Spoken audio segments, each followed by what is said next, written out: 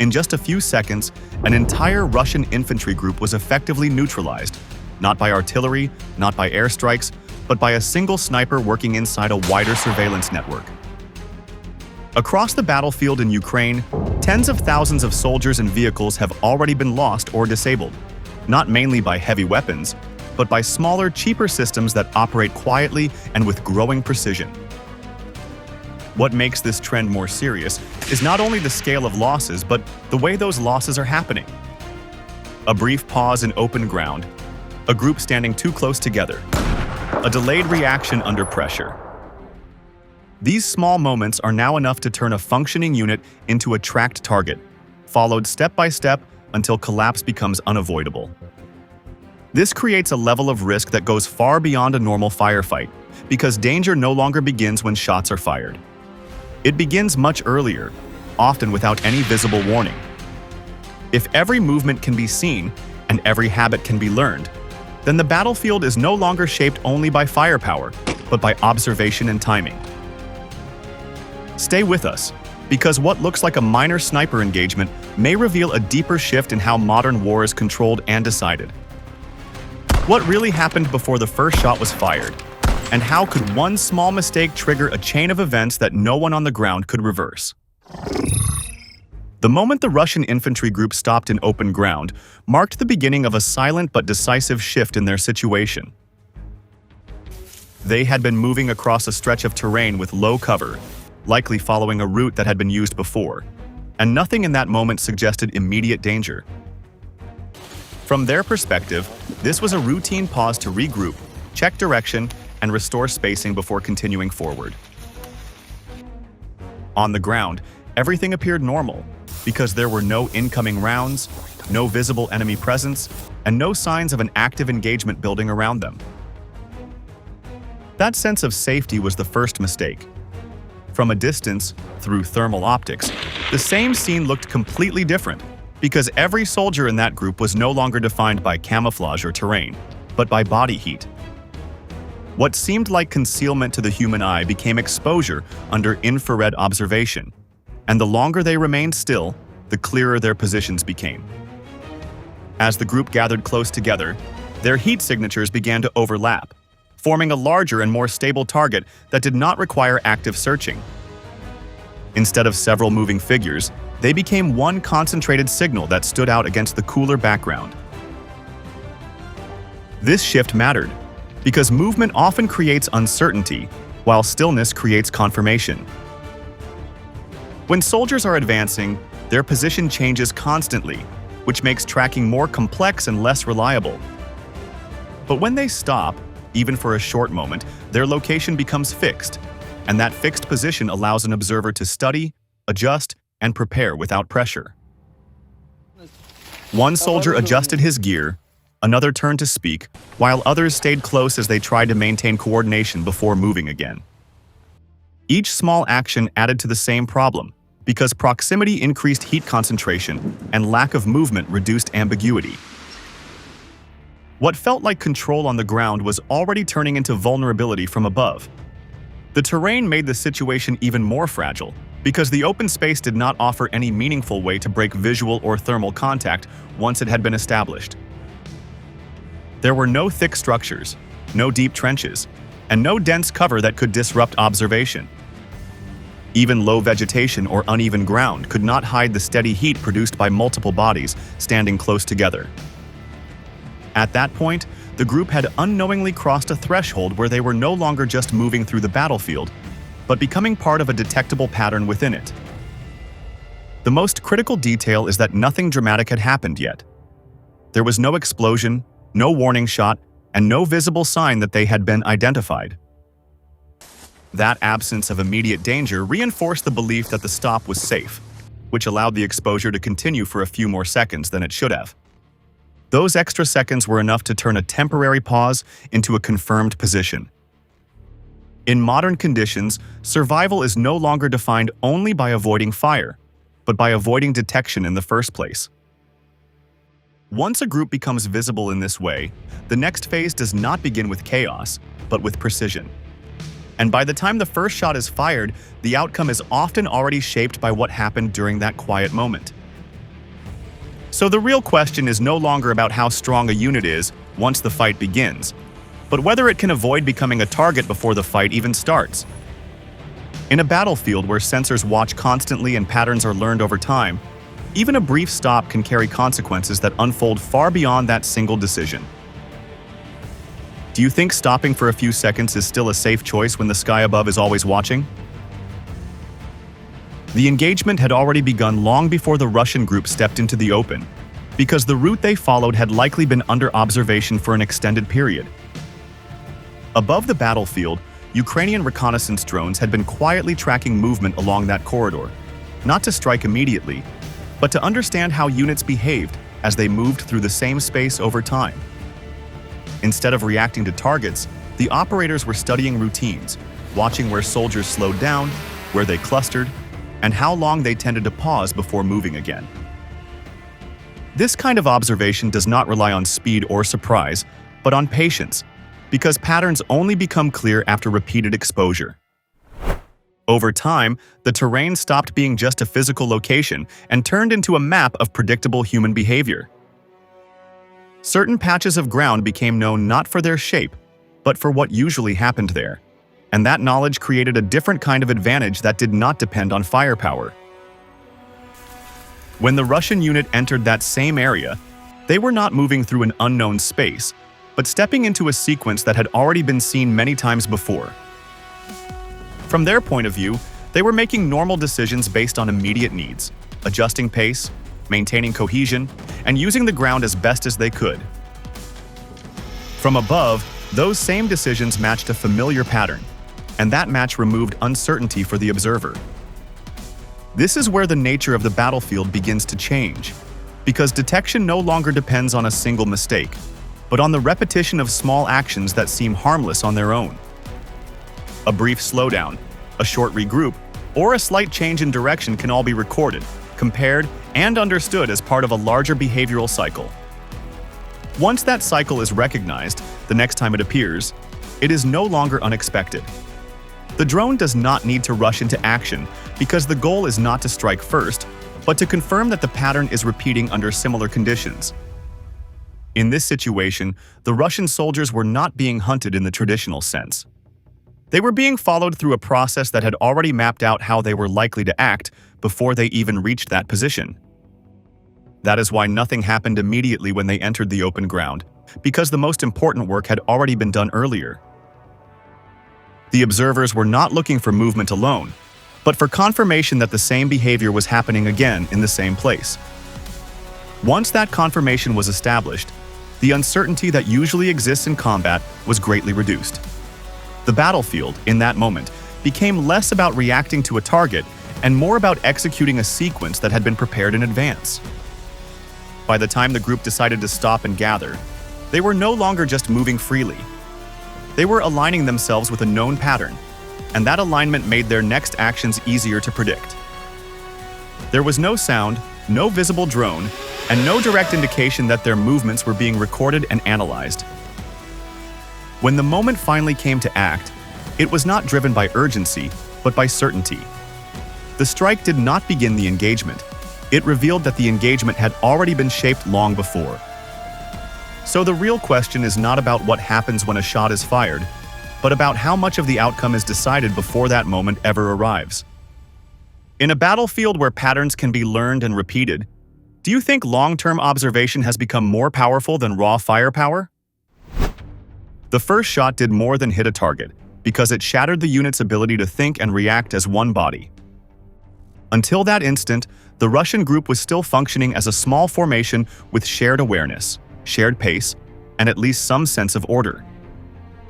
The moment the round landed, that order broke apart. What followed was not a controlled response to contact, but a sudden collapse into separate survival decisions. One soldier dropped flat to the ground without knowing whether the danger was near or far. Another rushed forward, then slowed, as if movement itself might solve the problem. A third seemed to search for the firing direction, turning his head and body in the open instead of moving with purpose. In only a few seconds, the group stopped behaving like a unit and became a collection of isolated men under pressure. That change was more dangerous than the initial casualty because the real damage was not only physical, it was structural. Once panic replaced coordination, every soldier began reacting to fear instead of following a common plan. No one could clearly lead. No one could fully read the situation. The more each man tried to save himself, the less the group could protect itself together. That is the point where a small engagement starts turning into a controlled breakdown. The sniper did not need to fire rapidly into the entire formation to create that effect. One accurate shot was enough to force a chain reaction. The wounded body on the ground became a source of shock. The uncertainty around the firing position created confusion. The silence between shots became part of the pressure, because nobody knew whether the next round would come immediately or after one fatal pause. That uncertainty has its own weight on a battlefield. When troops cannot identify where the threat is coming from, instinct begins to overtake training. Men stop measuring risk in a disciplined way and start responding to whatever feels urgent in that second. One tries to crawl, another freezes. Someone may think helping the wounded man is the right choice, while another may believe distance is the only path to survival. These reactions are human, but they pull the unit in different directions at the exact moment when unity matters most. This is why the first shot matters so much in modern combat. It is not only about removal of one soldier. It is about breaking the shared decision cycle of everyone around him. In older ideas of battle, firepower often meant destruction through volume. Here, precision creates disruption through timing. The sniper is not simply killing. He is forcing the enemy to reveal weakness through reaction. Every second after the first impact becomes part of the attack, because the men who remain active are now showing fear, hesitation, urgency, and confusion in real time. From that point on, even simple actions become harder. Returning fire is difficult without a clear target. Moving together becomes risky when each person chooses a different direction. Trying to regroup takes time, and time is exactly what the sniper has already taken away. The formation is still physically present, but tactically, it is falling apart. This is what makes the first shot far more serious than it looks from the outside. It is not merely the start of contact. It is the moment when one side keeps control and the other side begins to lose it.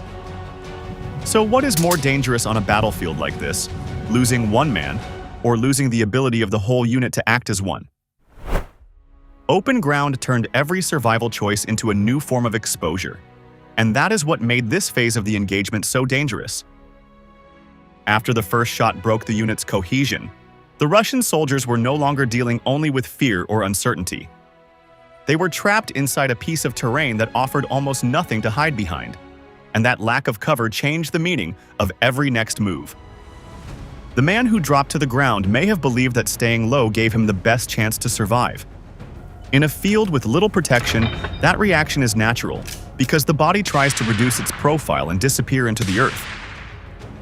But under thermal observation, lying still does not make a person vanish. It often does the opposite. A body pressed close to the ground remains a steady source of heat, and once movement stops, the position becomes easier to hold on a sight picture. Another soldier tried to move fast, likely hoping that speed could break contact and create distance from the kill zone. Yet in open space, running does not only create separation, it creates a visible line of motion. A man who sprints across bare terrain gives the observer new information about direction, pace, and intent. The faster he moves, the more clearly his path begins to form, and that path can be followed. A third figure seemed to hesitate, turning his attention toward the likely firing direction instead of committing to escape.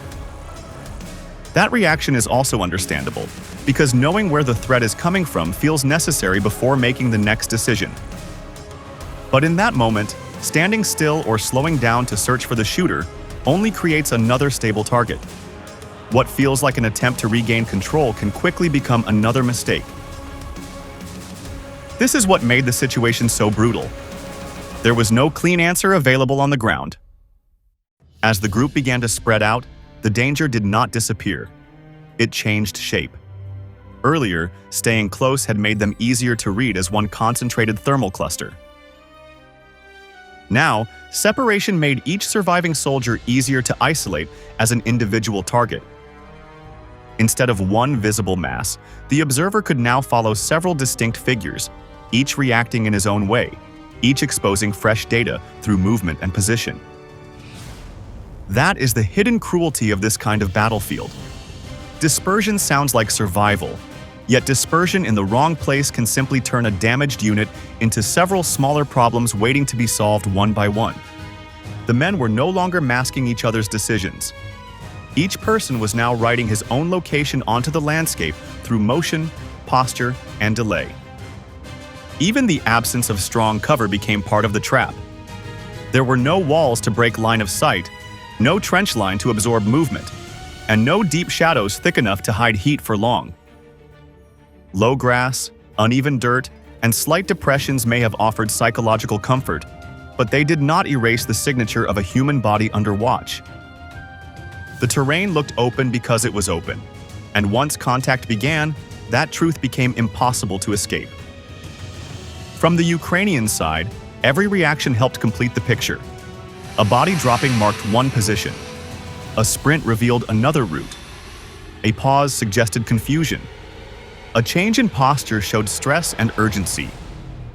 What the soldiers experienced as desperate survival choices, the watching side could read as usable information. If caught in that same open space, would it be smarter to run or to stay still and hope the ground itself could still offer some kind of mercy? This engagement shows that the battlefield is no longer shaped only by who can fire harder, but by who can observe longer, react faster, and exploit each movement with greater precision. What happened after the first sniper shot makes that change even clearer. Some of the Russian soldiers did not remain trapped in the open. A few managed to break away from the exposed area and rush toward the nearest tree line, likely believing that the forest would finally give them the cover they had failed to find in the field. From the ground, that decision made sense. Trees suggest protection, broken sight lines, and at least some chance to disappear. But the danger did not end at the edge of the woods. It changed form and followed them inside. This is where Ukraine's flexible model becomes more important than the shot itself. The sniper created panic and forced movement, but the drone kept the fight alive after that movement began. Instead of losing the target once the soldiers reached denser terrain, the Ukrainian side could hand the engagement from rifle pressure to aerial tracking. That handoff is what turns one contact into a complete kill chain. A man may escape one weapon, yet still remain inside the same system. The first case appears to involve a wounded or exhausted soldier who reached a patch of thin cover and tried to flatten himself beneath branches and brush. He was no longer standing in the open, and from his own point of view, he may have believed the worst had passed. The forest floor offered shadows, fallen limbs, and enough clutter to break visual shape from eye level. But from above, the drone still had the advantage of angle and patience. Small shifts in posture, slight branch movement, and the visible path cut into the vegetation gave away the hiding place. The drone did not rush when it didn't hit. It adjusted slowly, held the line, and closed only when the position was clear. When the strike came, it was not because the soldier had suddenly exposed himself, but because the drone had already reduced his options to one fixed pocket of cover. The second case is even more revealing. Another Russian soldier seems to have gone deeper into the wooded area and tried to relocate rather than stay still. That choice may have looked smarter in the moment, because movement through trees can feel less dangerous than movement across open ground. Yet the drone followed the route from above, reading the direction through disturbed leaves and repeated breaks in the brush. The man appears to have reached a small house point near the forest, perhaps a shallow depression or an improvised hiding spot where he hoped to reset and wait. Instead, that pause gave the operator the final confirmation needed. The drone approached at a lower angle, threaded through the gaps, and struck before the soldier could move again. In that moment, the forest did not protect him. It contained him. These show why the real strength of this method is not a single weapon, but coordination between tools that pressure different phases of movement.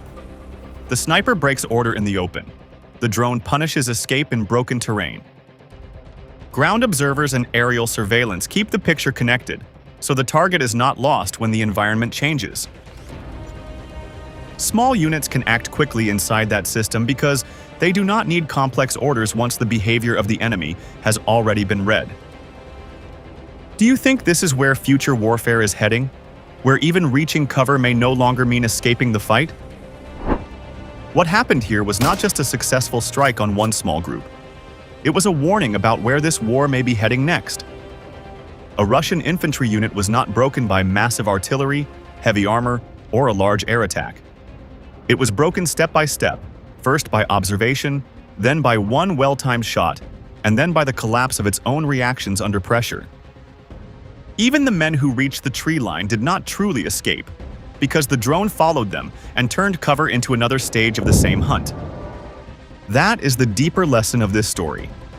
On today's battlefield, a force can lose control long before it understands that the engagement has already started. If this pattern continues, future combat may be shaped less by huge clashes and more by quiet detection, constant tracking, and short violent moments that leave almost no time to recover. The open question is whether military forces can adapt fast enough to this new reality, or whether old habits will keep producing the same deadly results on battlefields that are becoming harder to read and even harder to survive. What do you think will come next? If this report helped break down what is really happening, like the video, share it with others, and subscribe to Military Force for more clear reporting on how modern war is changing.